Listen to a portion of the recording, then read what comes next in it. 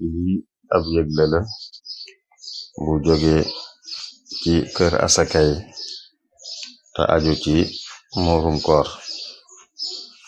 Bismillahirrahmanirrahim.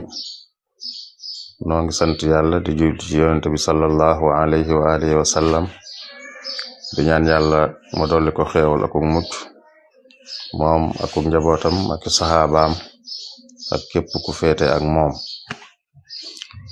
muurum koor farata la ci jullit bu ko man bu ne.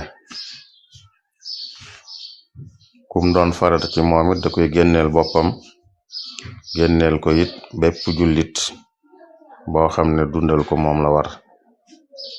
bu ko génnee itam da koy jox jullit yi aajo woon dimbal.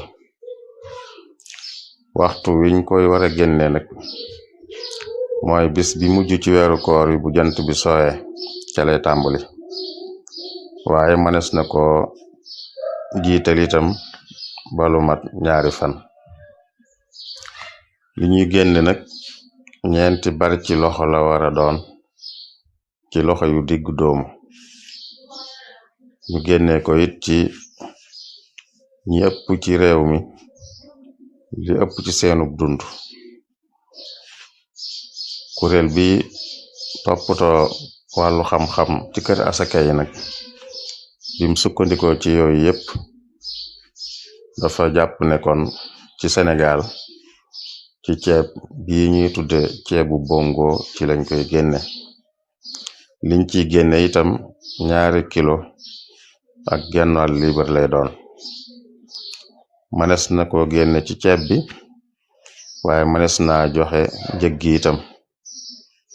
ku bëgg a joxe njëg gi nag ren ji ci weeru koor wi day tolloog 180 dërëm. noo ngi ñaan yàlla mu nangul nu sunu koor ak lépp lu baax lu ñu ci def.